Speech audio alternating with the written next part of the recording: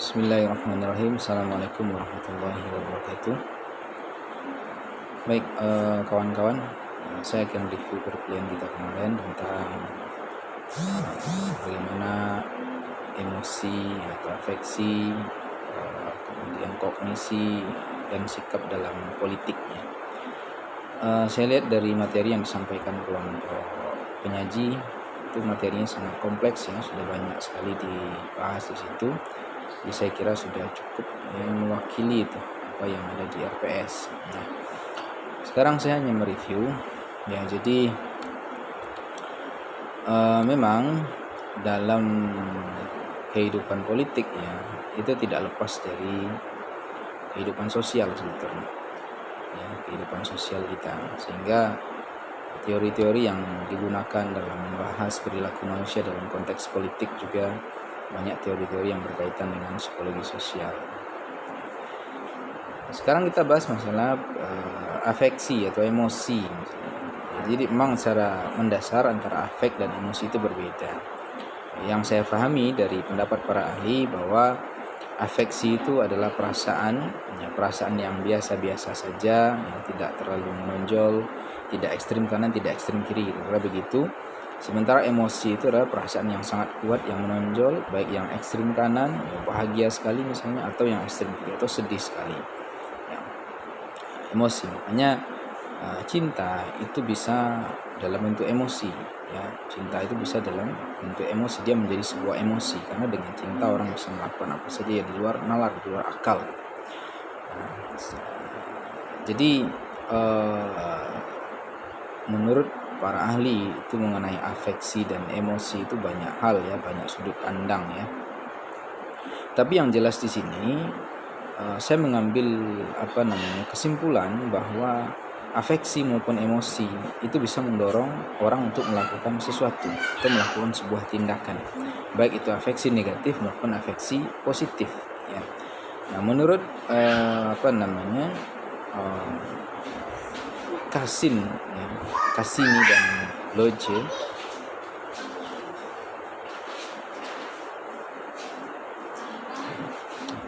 kasih ya. Wahyu dari bayar. Udah. Ada. Ulang lagi. Bahwa afek yang positif ya, yang berlebihan itu bisa mendorong heuristik ya. Bisa mendorong sebuah jalan pintas dalam pemrosesan emosi, dalam menerima informasi, kemudian memaknai sebuah informasi. Jadi orang kalau punya afeksi yang positif terhadap sesuatu ya, kemudian informasi itu datang berkaitan dengan hal tersebut, biasanya orang akan ikut apa yang dia rasakan ya, atau ikut emosi yang dia rasakan terhadap itu, terhadap hal tersebut. Nah, contohnya apa? Misalnya bagi seorang simpatisan ya, atau orang yang mengidolakan seorang tokoh politik misalnya, itu biasanya keputusan-keputusan mereka terhadap informasi yang berkaitan dengan idolanya tersebut, dengan tokoh tersebut, itu biasanya keputusan-keputusan banyak yang irasional, yang nggak masuk akal. Kenapa? Karena mereka pakai perasaan, pakai emosi dalam menilai informasi itu ya. Misalnya ya, mengenai sesuatu yang dia suka dari idola, dari tokohnya, biasanya itu akan langsung dicerna begitu saja tanpa ditimbang, tanpa ditanyakan apakah betul seperti itu. Padahal bisa jadi informasi itu tidak sesuai dengan apa yang sebenarnya ya. Misalnya ada ungkapan bahwa ini adalah satrio piningit ya, penyelamat bangsa ini dan sebagainya. Nah, bagi orang yang punya afeksi positif berlebihan terhadap si tokoh ini, dia akan menerima begitu saja dan menjadikan itu sebagai keyakinan, nilai yang dia yakini tentang orang tersebut. Sebaliknya, orang yang punya afeksi negatif atau emosi negatif terhadap seseorang itu juga begitu, dia akan memiliki heuristik, jalan pintas ya, yang kebalikan dari yang tadi. Misalnya dia benci terhadap atau tidak suka terhadap seorang tokoh aktor politik misalnya, kemudian ada informasi positif berkaitan dengan itu, dan bisa jadi informasi positif itu betul begitu adanya, tapi karena dia punya afeksi negatif atau emosi yang negatif, maka dia menolak informasi itu, langsung muncul yang pintas, enggak seperti itu bohong, itu pencitraan dan sebagainya. Nah ini namanya peran emosi dan afeksi dalam politik, ya, bahwa memang dalam dunia politik tidak lepas dari bagaimana proses emosi itu bekerja di situ, ya. Dan itu mempengaruhi keputusan orang, sikap-sikap orang dalam bertindak yang berkaitan dengan politik, ya. Oke. Ini contoh yang heuristik, tapi di lain sisi ada ahli juga yang berpendapat bahwa afeksi yang positif itu mendorong orang untuk lebih mengamati hubungan timbal balik, lebih teliti dan mempertimbangkan berbagai hal. Ini kebalikan dari yang tadi. Kalau yang tadi cenderung membuat orang heuristik, ya, mengambil jalan pintas, ya, mental, ya, atau mengambil keputusan secara cepat, ya, terhadap informasi yang dia terima mengenai tokoh atau aktor politik yang dia suka atau dia benci. Nah ini beda. Ya, afeksi yang positif, ya, menurut ahli, ya ini ada Isen di sini berpendapat bahwa itu bisa mendorong orang untuk lebih teliti, ya, atau lebih mempertimbangkan berbagai hal, ya. Seperti tadi misalnya kita ambil contoh yang tadi juga, ya, ini sikap yang berbeda, orang yang menerima informasi negatif tentang tokoh atau aktor politik yang dia tidak sukai. Nah, ketika muncul di situ informasi yang berkaitan dengan aktor tersebut, maka dia akan teliti itu, apakah betul seperti ini. Nah, lebih mempertimbangkan berbagai hal untuk menentukan sikapnya, ya, terhadap informasi tersebut. Nah, ini beberapa kaidah yang muncul dalam persoalan ini. Kemudian ada Chomsky di sini, dia mengatakan bahwa emosi itu bisa menimbulkan energi untuk motivasi, ya. Dia katakan juga bahwa motif atau drive, ya, dorongan hanya memberikan informasi mengenai kebutuhan. Misalnya kita butuh makanan, minum dan sebagainya. Dalam hal ini drive itu adalah emosi yang menimbulkan energi untuk membeli makanan. Jadi motif atau dorongan itu kadang juga dihubungkan dengan emosi, ya. Dia katakan bahwa di sini emosi itu menimbulkan energi, motivasi atau dorongan, ya. Jadi memang, ya, kalau seseorang memiliki emosi yang positif, ya, maka dia akan terdorong untuk melakukan sesuatu yang positif. Yang negatif juga begitu. Ya, ini teori dari Lippert. Nah, saya contohkan dalam in groups dan out groups, ya. Jadi ada emosi in group dan out group, ya. Emosi in group itu emosi yang dibangun atas dasar hal-hal yang positif yang disukai terhadap grup, terhadap kelompoknya. Kalau emosi out group itu emosi yang dibangun atas dasar ketidaksukaan kepada kelompok lain, emosi negatif terhadap kelompok lain. Nah, ini yang terjadi pada fenomena kampanye misalnya, ketika dua rombongan, ya, simpatisan aktor A dan aktor B bertemu, ya, itu biasanya kan mereka pakai atribut, ya, ciri-ciri fisik, ya, penampilan, ya, pakaian yang berbeda-beda. Nah, ketika ini bertemu biasanya mereka akan atribut yang mereka pakai, atau sikap yang mereka tonjolkan itu menunjukkan emosi in group dan out group mereka, ya. Ketika mereka misalnya bertemu dengan orang yang satu ide, satu pemahaman dengan mereka, maka emosinya positif, ya.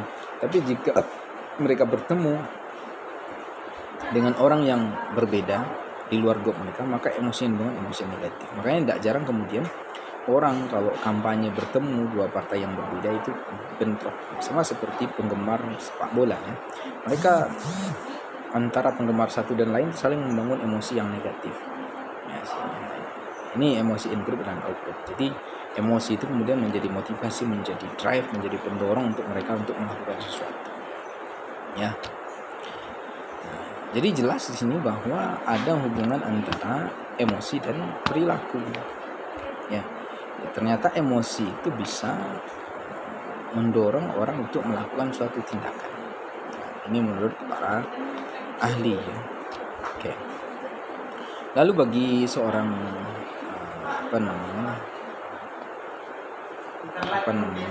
dalam melihat fenomena politik, ya, respon-respon emosional individu terhadap politik itu bisa kita lihat dari isu yang berkembang, ya, kemudian aktornya, ya, pada aktornya juga kita bisa lihat bagaimana di situ dinamika emosinya, kemudian peristiwa politik, ya, janji-janji politik, realisasi politik, dan lain-lain. Itu semua sangat erat kaitannya dengan emosi, ya. Oke.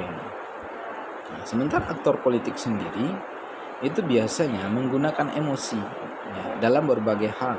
Yang pertama misalnya dalam membuat keputusan atau decision making. Jadi keputusan yang dibuat oleh aktor politik itu tidak lepas dari emosi yang dia miliki, baik emosi negatif maupun positif. Kemudian atau ketika dia bertemu dengan lawan politiknya, misalnya, ini juga di situ bisa kita lihat ada emosi di situ yang berperan. Ya, bagaimana kemudian ketika debat politik dan sebagainya, ya, mereka memakai emosi, ya, dinamika emosi nampak sekali, ya, ketika di belakang panggung dan di atas panggung, gitu. Ini sering kita lihat pada acara-acara reality show atau acara-acara apa gitu, ya, tentang diskusi politik dan lain-lain. Bagaimana kemudian sikap mereka itu kadang-kala bagi kita nggak masuk akal, tapi itulah peran emosi di sini. Sesuatu yang sebelumnya tampak bertolak belakang dan sebagainya, tiba-tiba di atas panggung itu bisa baik-baik saja itu. Ini emosi. Kemudian dalam membangun image, ya, dalam membangun citra dirinya, ya, gambaran dirinya kepada publik, kepada orang lain, ini juga menggunakan emosi. Menghadapi kritikan, ini jelas. Kemudian menghadapi bawahan dari koalisi. Jadi ini beberapa aspek yang mungkin ada di situ dinamika emosi yang terjadi, ya, pada aktor politik. Kemudian bagaimana sikapnya, attitude dalam politik. Sikap itu menurut para ahli psikologi itu keadaan mental atau saraf dari kesiapan. Jadi sikap itu kecenderungan seseorang untuk berperilaku tertentu, itu namanya sikap. Jadi sikap itu belum berbentuk perilaku. Sikap itu baru kecenderungan, keadaan mental untuk siap melakukan sesuatu atau condong kepada sesuatu, itu sikap. Kalau sudah berbentuk perilaku itu namanya tindakan, perilaku, behavior, ya. Oke, dan sikap ini menurut Craig dan Gratzfeld adalah organisasi yang bersifat menetap dari proses motivasional, emosional, perseptual, kognitif mengenai beberapa aspek dunia individu. Nah, sementara Kotam dalam bukunya itu mengatakan sikap merupakan suatu sistem yang berlangsung lama yang terdiri dari keyakinan. Jadi dalam sikap itu ada keyakinan positif atau negatif, ada perasaan dan emosi, kemudian ada kecenderungan tindakan menyangkut objek sikap, yaitu entitas yang sedang dievaluasi. Sementara Pak Sawarono mengatakan sikap itu kecenderungan dalam perilaku menghadapi masalah tertentu. Jadi sikap menurut Pak Sawarono ini adalah kecenderungan orang terhadap sesuatu atau objek tertentu. Ya, ini sikap. Ya. Dan nanti lebih banyak lagi bisa kalian baca, ya, dalam bukunya Pak Sawarono ini tentang sikap, bagaimana dalam pandangan behavioristik dan psikoanalisis, ya. Penjelasan tentang sikap ini sangat luas. Nah, jadi sikap dalam politik, ya, itu tidak terlepas dari bagaimana di situ peran dari emosi dan kognisi di situ, ya. Dan juga ini besar pengaruhnya pada tindakan atau sikap dari seorang dalam berpolitik, ya. Jadi ketiga hal ini antara emosi, kognisi yang sudah kita bahas kemarin atau afeksi tadi, dan sikap, ya, itu sangat berhubungan sekali dalam perilaku politik yang ditunjukkan oleh seorang tokoh politik, aktor politik, atau seorang simpatisan politik. Baik, Saya kira itu ya untuk review perkuliahan kita, dan besok di pertemuan berikutnya saya akan siapkan materi, kita diskusikan lebih banyak mengenai tema-tema lain dalam psikologi politik. Assalamualaikum warahmatullahi wabarakatuh.